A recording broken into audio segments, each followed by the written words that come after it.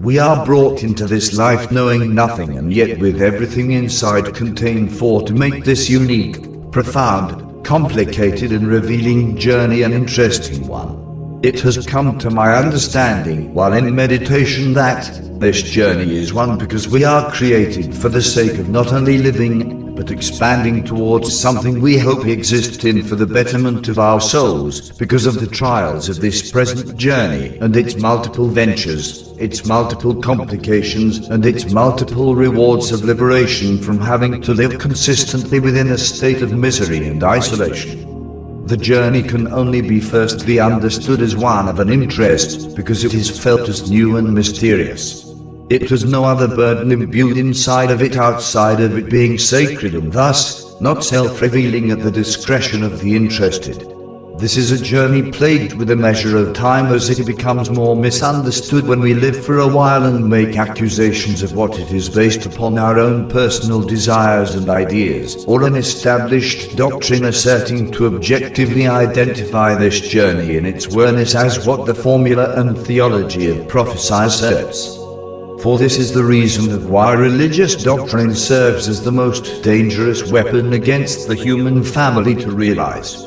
As an atomic bomb being descended upon a nation of people blowing them apart, so does the effects of religion possess this same destructive potentiality upon the mind of the host, shattering the mind into pieces of fictitious monotony, giving death to the intellect. I often ponder of the imputation of this journey having to be at times such a troubling predicament to fix what has been said to be broken of a species as ourselves before we existed.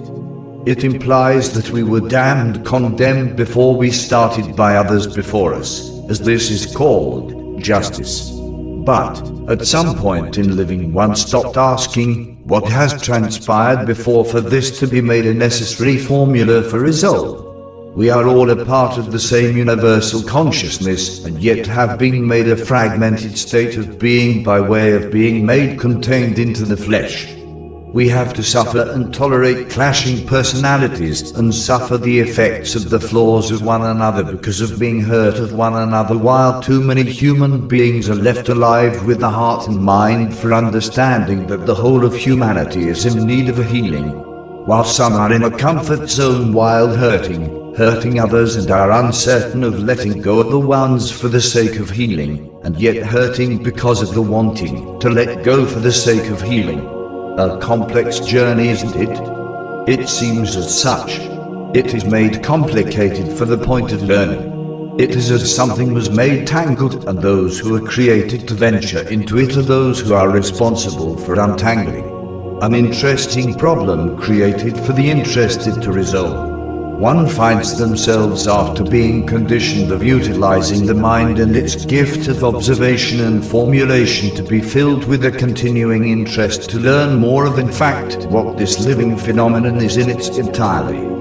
The God or living conscious force which saw it necessary to create and manifest this reality we are living in should be honored to see that very little of us are in fact participating in trying to locate the primary reasoning for being present. It should be honored because it designed it as such. It, the primary IT, should in no mistake perceive this because of intentionally creating a human being outside of itself, however limited, because of being an extension of its origin. This one greater than its creation, God. The time has come as before, as the human family struggle to understand the complexes of living and its joys, its fears, its death and living, a time of which we are going to be made to end our hurting of one another so that we can take the time to love ourselves collectively for the sake of the human race remaining here upon the earth. One cannot possibly love themselves while causing hurt in others. This is not a possibility.